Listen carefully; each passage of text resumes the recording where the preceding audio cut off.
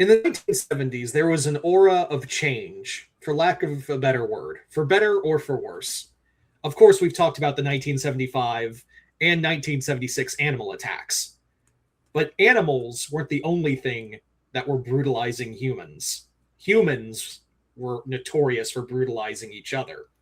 Of course, you can look back to one of the most infamous cases in the 1975 Sawyer murders in Texas. You could also look at the 1978 Haddonfield murders that made a killer famous. But in 1979, a series of murders, oddly enough, back in Texas, went unnoticed for decades. And it was part of a film that was simply known as the X film. But, however, information has been brought to light about this series of murders, and I dare say, dear listener, this might be more macabre than whatever the Sawyer family had. So if you wish not to subject your nerves to such a strain, now's your chance to, well, we warned you. Once again, I am joined by my dear friend, and I guess you could say major co-host, Matt Denyon. Matt, how are you today? Doing well, thank you. I think we should put the additional disclaimer for anybody if they want to back out now that in addition to the grisly murders that took place, this film, see, because I'm thinking of it, this case will also touch upon the adult film industry because one of the main people in this case is a star in that world. So just a heads up. And she's going to be brought up. And also, we're not only going to be talking about these 1979 murders that happened on this farm, we're also going to be talking about one of the killers and what has been brought to light about her. It's actually interesting because these murders happened in 1979, and the survivor of this went on to become a adult film star / low budget horror film franchise scream queen. Yeah, and you're talking, of course, about Maxine Minks, known in both of those realms, and has a cult following in both of her endeavors in the films. Yeah. Now Maxine, of course, was more known for her vintage films, shall we say, and she was also had done several films in the early 80s that were like low budget slasher films they were basically cult films. She had done several, but she never reached that level of of other actresses that had done films based off of these killings. Right.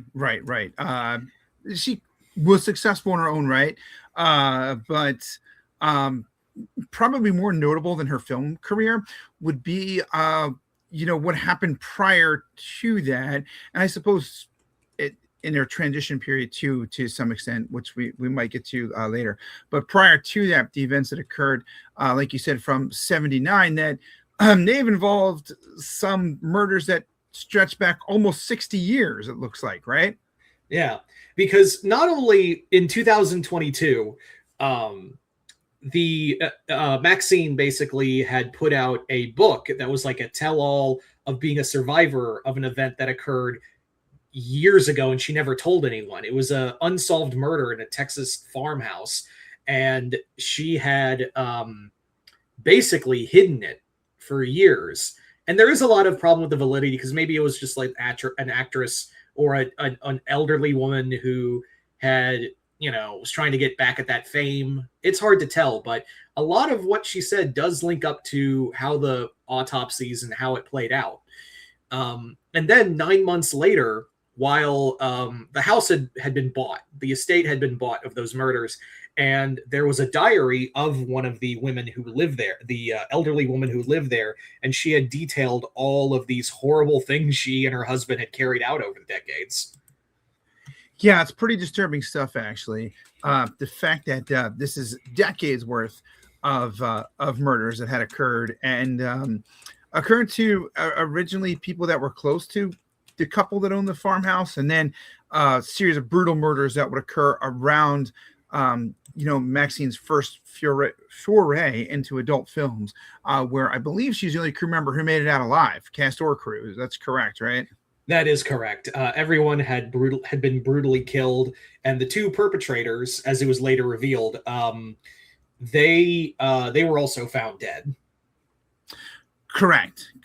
And according to Maxine's book, she may have been responsible for taking out one of the killers. So we'll get into all of it.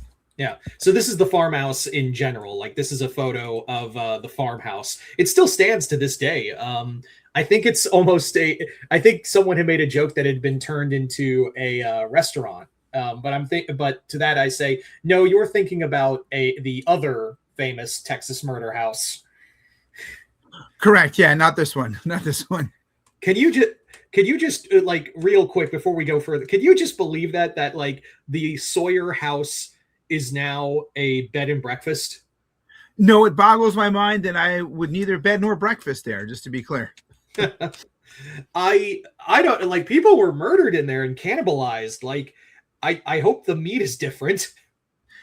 Yes, yeah. Hopefully, it's a vegetarian establishment, because otherwise, it's a hard pass. I think even as a vegetarian place is a hard pass for me. Yeah. Anyway, but that we will be talking about the Sawyer family murders very soon. Just wanted to give everyone a mention of that, because it's hard not to talk about this, because that between the Sawyer family murders in 1975 or 4, excuse me, or no, was it 1975 or 4? I believe it was 4. We'd have to look that up. Yeah. In any case, it's hard not to mention the Sawyer murders and these murders, which were dubbed the X murders. There's so many similarities. Yes. Obviously, like you said, they're in Texas, both of them. Isolated locations, carried out by a family, went on for an extended period of time. Involved like just one young girl from a group of friends escaping. Clearly a lot in common between these two, a lot of parallels. Yeah. Now, here is a photo that was shared by Maxine, that kind of proved this was like the proving shot of that proved that she was there. Right. You can barely see her in the back of this shot, but this is the crew that they went to this place with. So for anybody who doesn't know, the idea was they were going to shoot a film. They had rented out sort of like a guest house on this farmhouse property to shoot this film. I do not believe they told the owners that they were shooting an adult film. I don't know if it would have mattered, as we'll talk more about the owners as this goes on. But that's kind of where this had started at. And then from what Maxine says, a lot of the issues came from the fact that she bore a striking resemblance to the owner of the property's wife, Pearl, from when Pearl was younger. Yeah, it was almost, when you look at there were like, again, much like the diary found, and we'll talk more about that in a bit. There's a striking, almost eerie resemblance to Maxine and to Pearl from the old pictures that were found in that house. Yeah, it's almost like they're doppelgangers or something like that. It's really creepy. Yeah, it's also kind of sad, because what we learned from those diaries of Pearl is that what was discovered about her was that she wanted to be an actress, and she was just confined to this life that she had. And in a weird way, Maxine suffered the same fate, although it's just time caught up with her later. She had a taste of the spotlight, but she never got to the place she wanted. Right. So it made for, apparently, in Pearl's diary, sort of a unique dynamic with their relationship to Maxine, where when she saw Maxine in her younger days, she felt almost as if Maxine could be what Pearl wanted to be, but Pearl felt like she was squandering it to an extent. It's almost, Tyler, like a situation of a father who's trying to relive his missed glory days through her son, and then takes it out on him when the son doesn't meet those expectations. Does that seem correct? That seems very correct. Yeah. So once Pearl had realized, I mean, how do you want to approach this? Want to talk about Maxine first, or go back and what Pearl had put in her diary and then move it forward? It's very interconnected, but also confusing and difficult to choose where to start. I would say we talk about this first half, and that when we get to Pearl and her husband, I feel like we'll backtrack and talk more about that. Perfect. But right now we will focus on what we have right now. The cast, or should I say the victims, is the better term. Yeah, if you look at this picture, realize that Maxine is the only one of these people that left this farmhouse alive. Yeah, which is insane. So we had the director and the guy funding this, R.J. Campbell, who was he was a director for various sleazy films, and yeah, guy was a bit of a sleazebag. Let's not mince words. Yeah, I believe he left his wife due to an affair with Maxine, when Maxine was working in a strip club of his. That is correct, according to Maxine's book. Yeah, and then he was going to make Maxine a star by shooting this film with one of the other workers at the strip club. Just trying to make sure I get Bobby Lynn. Thank you, Bobby Lynn. Bobby Lynn Snow. Yeah. Bobby Lynn Snow was her name. Yep, and her friend Jackson, her boyfriend, former Marine, I believe, was going to star in it. Then they got the director / photographer and his girlfriend, who apparently also decided to join in to the filming as well. Yes, Lorraine Ortega, the writer and cinematographer. His name was Wayne Henderson. Thank you. Yeah, so a good amount of people there, and again, all of them end up being murdered at the site of this place. Yeah. And it makes me wonder, like, how did two elderly people did manage to kill them?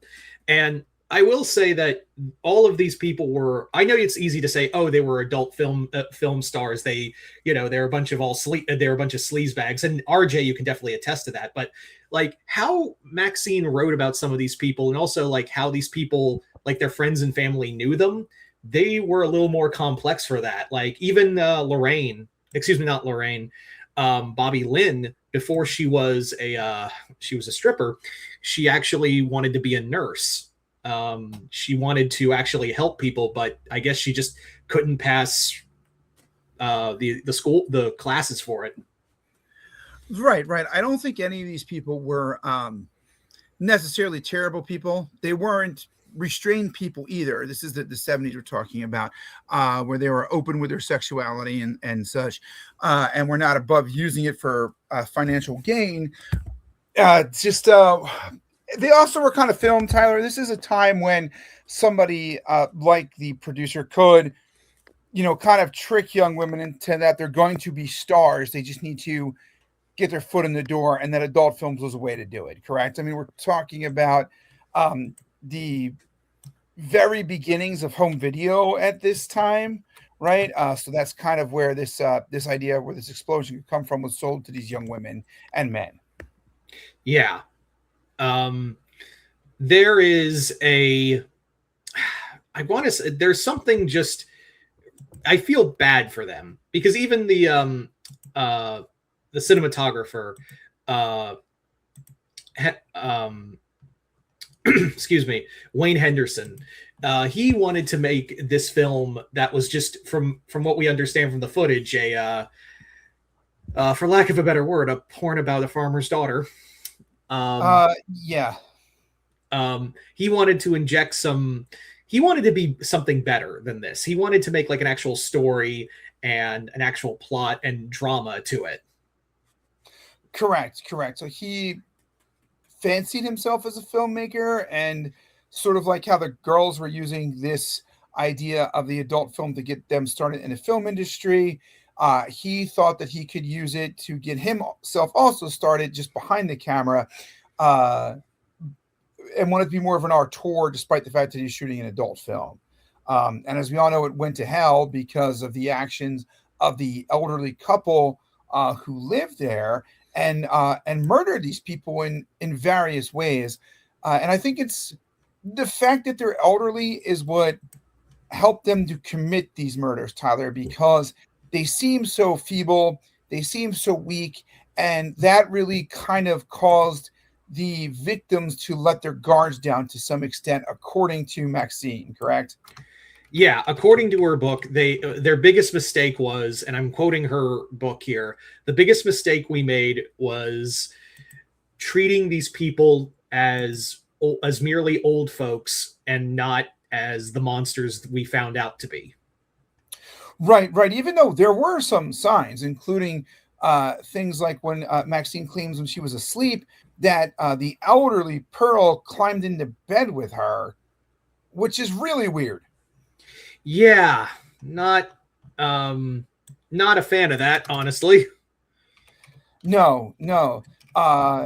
They also had some help in these murders, and this is going to sound insane, but we've talked about the animal killings that took place at the same time with, I don't know if it's a pet or just an alligator who lived on the premises that they were able to entice into killing at least one of the victims and perhaps hiding the bodies of others. Yeah. Now, it's no secret that alligators can live a long time. So these murders that we'll get to in a bit, this alligator had been there since the 1910s. And it just goes to show that some of these animals can just, if it wasn't used for like cleaning up evidence, I'd be almost impressed that this animal lived from like 1918 to 1979. And I think that animal was still alive by the 1990s. Yeah, I believe so. And we're talking about by the 1970s, this was a fairly sizable creature because reptiles are indeterminate growers, including alligators, foremost among them. So that was one of the ways that these elderly people were able to carry out these murders. The other ways, too, is that they were just, better armed. They used guns, they used stabbing implements to get closer to these people and sort of picked them off one by one. They also utilized the fact that they knew their property better than did these people who had just been there for one night in order to set up situations to kill the people who are filming on their premises. Yeah. Now we do have, thanks to coronary reports of the day after, I guess you could say, of each victim's passing, or at least most of them. For Lorraine, she was shot point blank by a shotgun it looked like she had darted out of the house, and the farmer Howard managed to get her point blank just as she had got out of the front door. Right, right. And she seemed to be killed according to what was in Pearl's diary for no other reason than she hated blondes. Well, no, Lorraine was the younger girl. Bobby Lynn. I apologize. Sorry. Yes, go ahead. Bobby Lynn was just brutally murdered by Pearl because she hated blondes, and according to the diary, that kind of ties into that Pearl wanted to be a star, and she believed a blonde took it away from her. Right, right. And Jackson was brutally slain as well, correct? Yes, he would. According to coronary parts of what they could find, what was left of him. I say that because his body had been devoured by the alligator on the premise, and what isn't what killed him, thank God. It seemed that he was shot point blank by what we can assume was Howard. Right, right. And I think that Howard had to take out Jackson, as we said. I believe Jackson was in the military, was in tremendous physical shape, and which is easy to see from some of the film that did survive. So you have seen it. I do my research. Clearly, yeah. But anyway, it was in tremendous physical shape, so I imagine it could easily have overpowered these two elderly people if need be. And according to Wayne, also, I'm sorry to interrupt, but according to Maxine's book, she apparently said that Jackson was trying to appeal to Howard as like another soldier because Howard had served in World War I. And correct. he was trying to appeal as like one soldier to another, and he was very like soft spoken, and I think that's how he when he I can only imagine because Maxine didn't see how Jackson was killed, and we only have the remains to go off of the coronary reports. But from what I understand, or what I would have to imagine, is that maybe they encountered each other late at night, and Jackson was trying to appeal to Howard as one soldier to another, and that just did not happen. Right. We do know that one person was stabbed to death as they were trying to leave in their truck, correct? And I believe that was Wayne. That was Wayne, yes.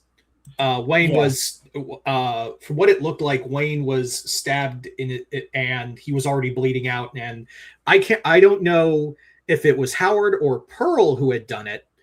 But I would have to imagine it was Pearl, because they found the remains of her body about 10 feet away from Henderson's body. RJ was found dead with a sharp object through his eye. He was apparently staring through a peephole, and again, it's hard to tell. Even the detectives couldn't tell like who had killed who for some of these victims. Right. I think the interesting part here, and Maxine talks about this some in her story as well, was these other people were like good intentioned people, like I don't know about good intention, but they weren't looking to hurt anybody.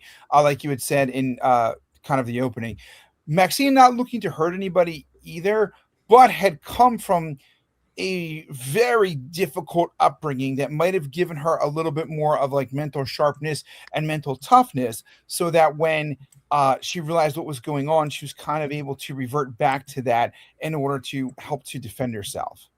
Yeah, she was part of a very far-right religious cult perpetrated by her father. And one day we will talk about because Maxine wrote a sequel book 2 years later detailing events that happened to her personally during the 1980s, and also was kind of her biography.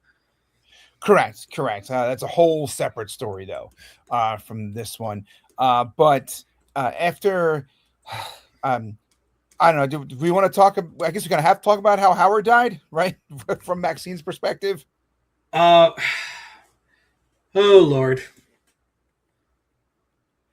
So I'll do it. I'll bite the bullet on this one. Please. I don't think I could do it justice. I was trying to throw it out there for you, but I'll take care of it.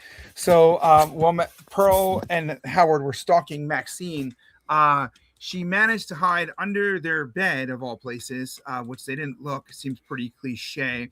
Howard, at this point, given his advanced age, was known to have had a very bad heart, and was warned by his doctor, according to doctors' reports and from the autopsy, that he should not engage in too strenuous physical activity.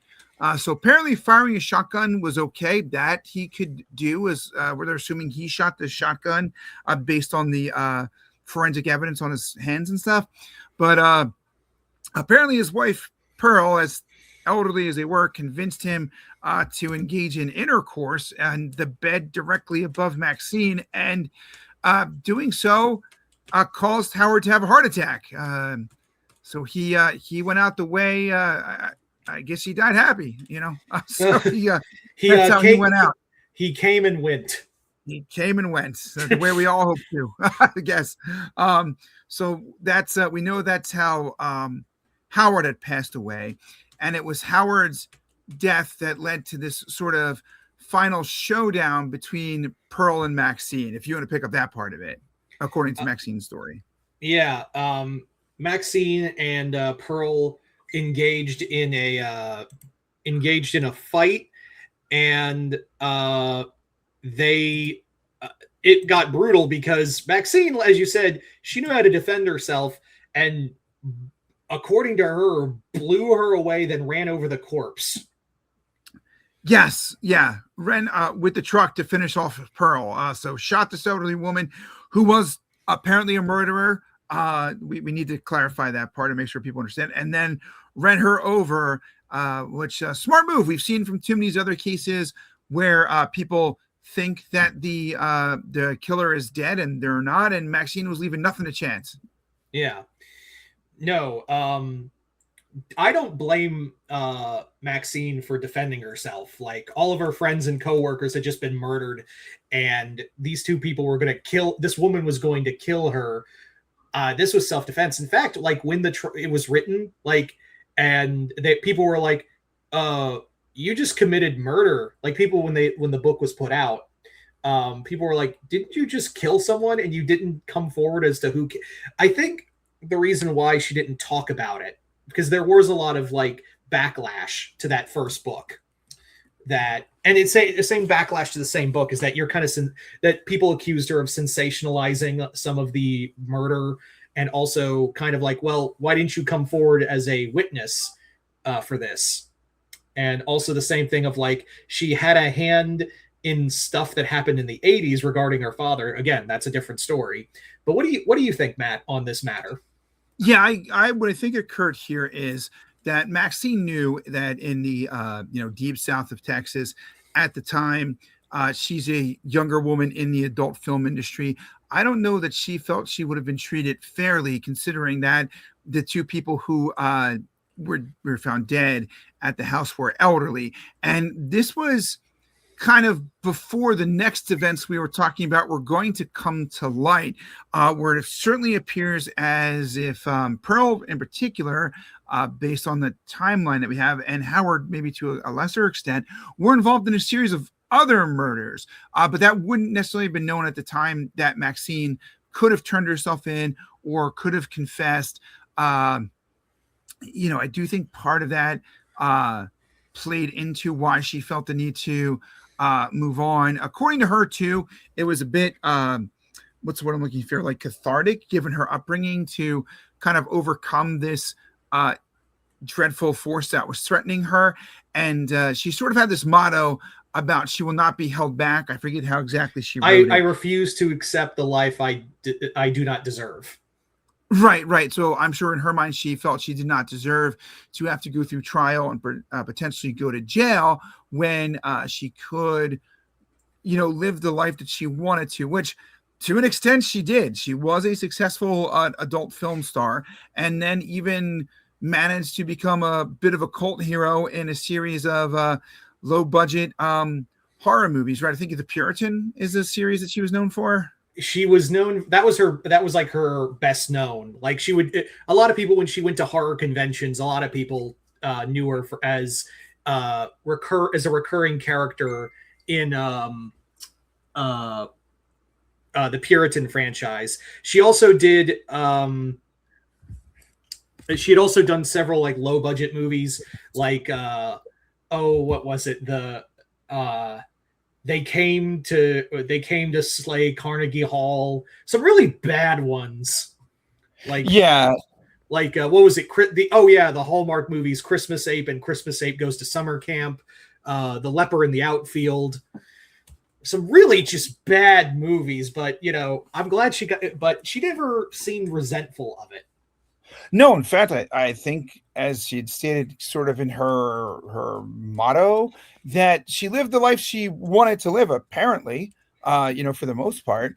So, that's why I think she didn't turn herself in. Now, I do wonder, at the time, had she been aware of the previous activities of Pearl and Howard, if she would have turned herself in at that point, because sort of when that information came to light, she is seen as somewhat of a hero with the whole situation.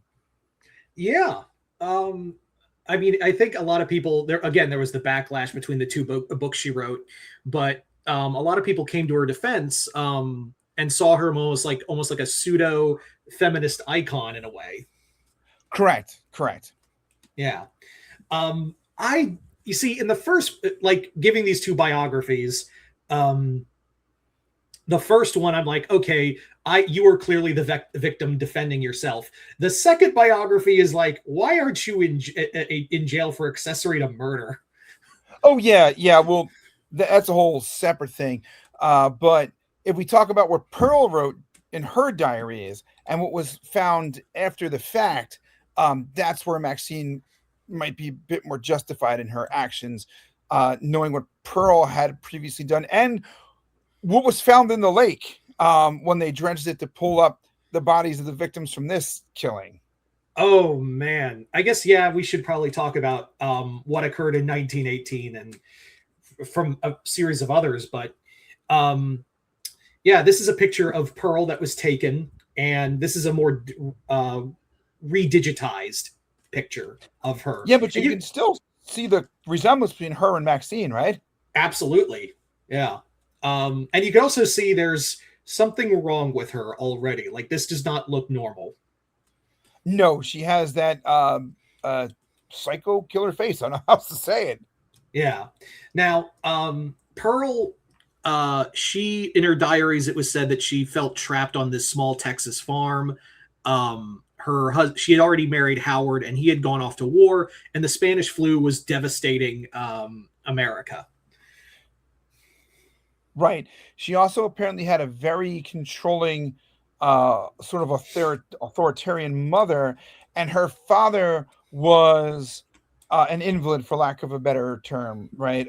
Like unable to speak, unable to move, unable to walk, and a lot of caring for her father fell on Pearl at this time as well.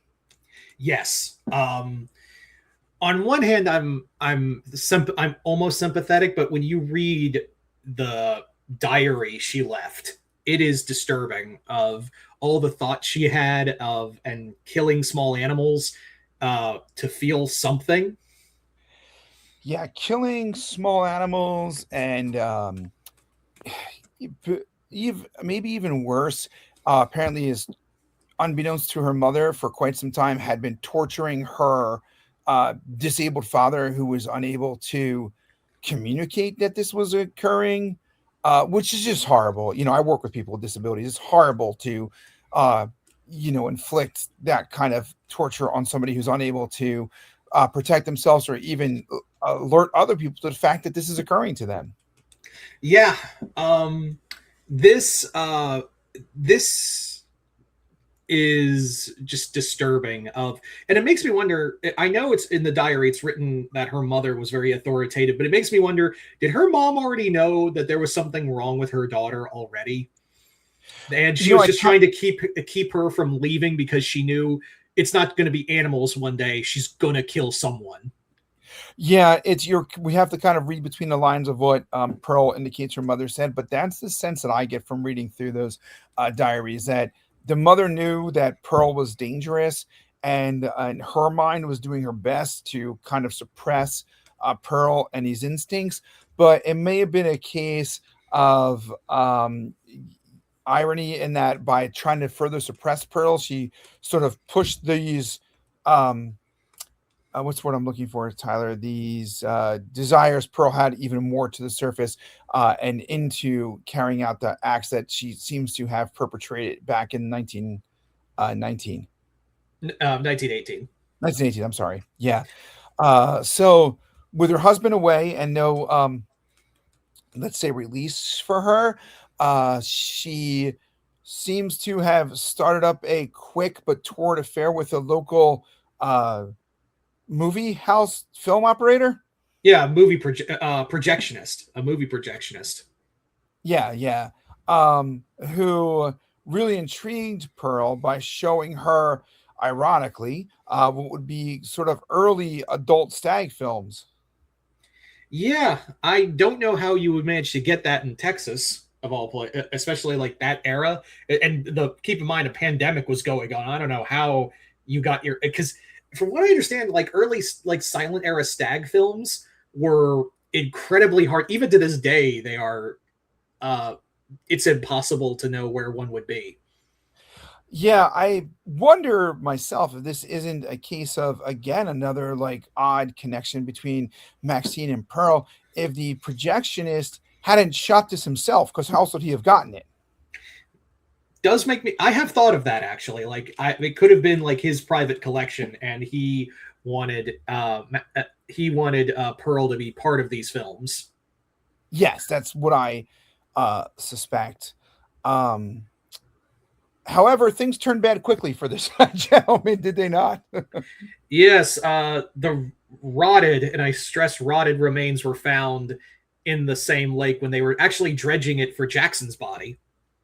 Yeah, apparently she had murdered this man. I think is determined by. It's tough to tell because it was so far down the line chronologically, but maybe it looks like a sharp object to the chest, like a pitchfork or something, and then pushed his car into the lake where the aforementioned alligator already was. Yeah. Um, yeah, and there's actually like we'll go more into this because this part of the story is not done yet. But I did find something in the diary, and I don't know if you saw it, but there was an interesting chapter in the later chapters. As I read forward, two occurrences that made me go, "Isn't it a small world?" in a dark cosmic sort of way. According in the night in like in 1972, in one of the diary entries, it was said that Pearl came across a man named Drayton Sawyer at a gas station. Really? Yeah, she and her husband were doing some just driving to another part of the state to just get out of the house and try to get Pearl's depression just out of a depressive funk. And they stopped by the same gas station on their way out of like back home at the Drayton Sawyer gas station.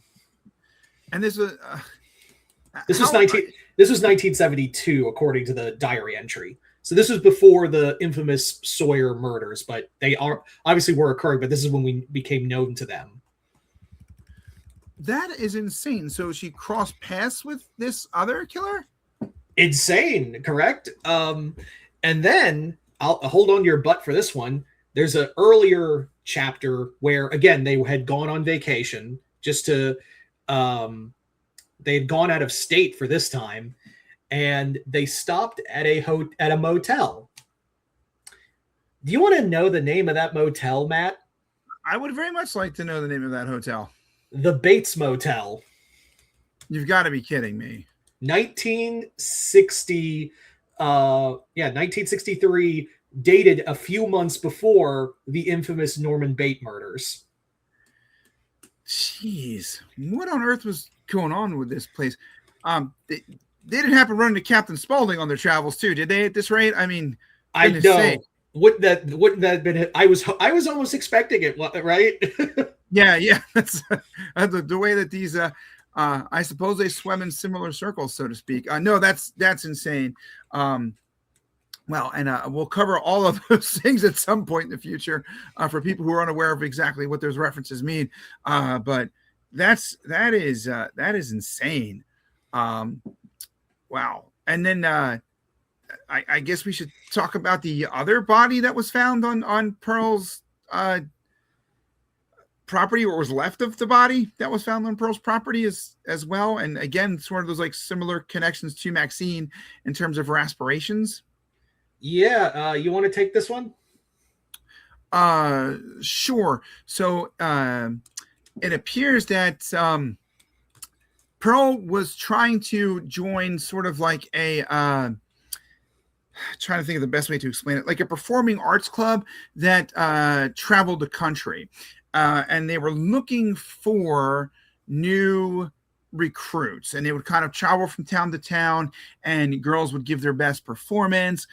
Pearl became very fixated on joining this group, and she went out for it. Now, in her mind, she saw it as a way out of the sort of trap she was in, with her father, with her mother. Apparently, from her diary, she didn't even mind at the time potentially leaving her husband behind either in order to do this. Anyway, she went with her friend and her cousin. I think it was her cousin. Okay, her cousin Misty to the audition. And this is where you'd mentioned before about her hating blondes. So Misty was a blonde, another pretty girl by all accounts. And Misty apparently had won this spot with the for the audition. And well, Pearl initially appeared to be happy for her friend. In fact, she was outraged at her cousin and murdered her for doing this. And I believe this was another alligator feeding, correct? Yeah, this one we had to find because this one, like the alligator, had could totally consume what was left of the body. There was nothing, hardly anything to evidence another person. In fact, there did seem to be several bodies in that lake. So again, the alligator was not only well fed, but he made a good evidence cleaner. Yeah, yeah. So those are the two murders, at least from that time frame, that we can certainly attribute there. But there's two more that seem to also have occurred there, right? Including her family, the father and mother. Yes, she did brutally murder both of her parents, although she claims the mother's death was an accident. Right, right. And I think she tried to claim the father's death was an accident, but it was pretty apparent from the evidence that was found on the scene that she had murdered the father. Yeah. Although again, like the remnants of that is so far, we have the diary more to go on. Right, right.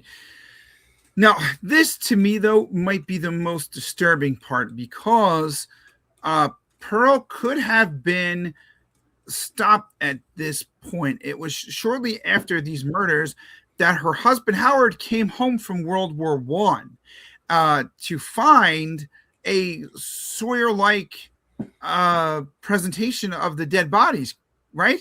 Yeah, according to her, she set it up as the perfect family. I wonder if that interaction with the Sawyer family member, they had some kind of odd discussion where that this was a something that the Sawyers did and that Pearl decided to carry over from what you said earlier. Well, I mean, considering that that encounter happened in 1972 and this happened in 1918, I think maybe Drayton got the idea from Pearl more. Oh, yeah, sorry. I said that backwards. I apologize. Yes, thank you. No, it's fine. It's fine. I think yeah. So my question here, Tyler, we know that by the 70s, at least, Howard, even though elderly, was helping to, it certainly seemed like was helping to carry out these murders on Pearl's behalf. When he first comes home from the war, why does he not immediately take his wife for a psychiatric evaluation at the very least, instead of covering up these murders? It's interesting because Pearl doesn't bring that up in her diary at all. No, Yeah. It's just if I may pose a theory real fast. By all means. I believe that maybe it's a concoction of things. Maybe Howard, who saw the front lines battle. He was at the Battle of the Mons. He had seen a lot of horrors, and Howard himself may have had some, shell shock, as is called, PTSD was called back then. And maybe also he just loved his wife so much that he just couldn't bear to see her, because this is the early 1900s. Therapy back then was lobotomy. Okay, so he didn't want to see Pearl lobotomized, and just, so you're thinking it was a combination of the PTSD and the love for his wife. And we've certainly seen people come back from wars, not receive the care that they needed, the mental support that they needed, and become extremely violent. The John Rambo incident comes to mind, right? You're saying it's something like that, kind of? Yeah, or there are other cases such as well, I guess we'll talk about it one day, but the officer Harrigan, LA 1997, just the insane stuff he claimed. Right. So that could be there. And maybe that's why Howard, that combined with he did love his wife, despite the fact that I would assume he found out at some point she cheated on him while he was away at war. Maybe she kept that to herself. I guess so, maybe. But, helped her carry out these murders later on. And Les, do you think that the reason there was kind of such a gap between them is that Howard was trying to suppress Pearl again between 1918 and 79? Or is there other bodies that just haven't been found yet that maybe the alligator left nothing of that were in between? I think it's a combination of both, honestly. I do think that Matt, not Matt, not you, Matt. I'm sorry. I do believe Howard maybe held that to like cage his wife, to keep her there. Like, hey, I could just tell everyone that you murdered your parents and God knows how many others if you don't stay here with me. Or maybe it was genuine love, or maybe this is Howard thinking he's fighting a war that's no longer there. Okay, any combination of them. It would have been fascinating had Howard been examined by a psychologist or something, or kept any kind of a journal or something to get his thoughts to see why he opted to go this way. Pearl, it seems, certainly had mental problems to say the least. I guess Howard did too, but Pearl's were a bit more overt. Yeah. Maybe it's just, who knows, honestly. Yeah. It's as one officer put it when during the 79 scene, one fucked up horror movie. Yeah, for sure. For sure. Yeah, it's unbelievable. It really is.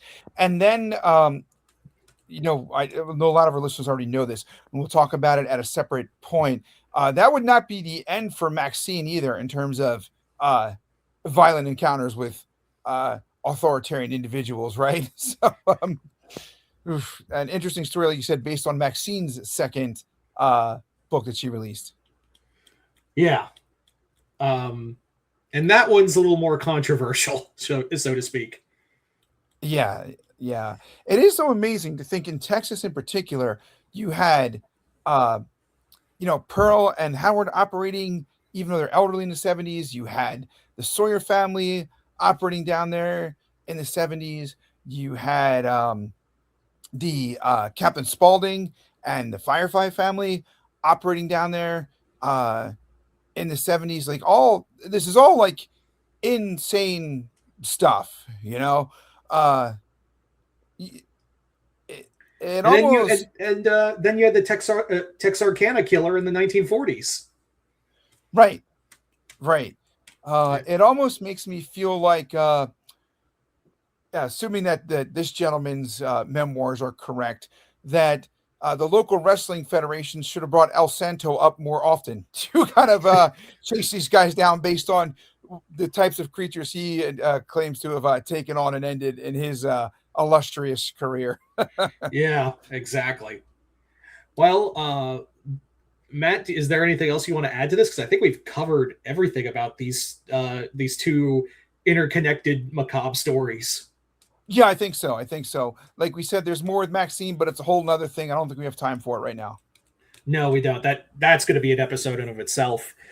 But yeah, Matt, thank you so much for coming out here. And to all our dear listeners, the next time you decide you think you can make a movie, or any wannabe cinematographers out there, maybe do a little more scouting before picking the right spot. But until next time, dear listener, I am Mr. Multiverse, and as always, here's to a world of gods and monsters.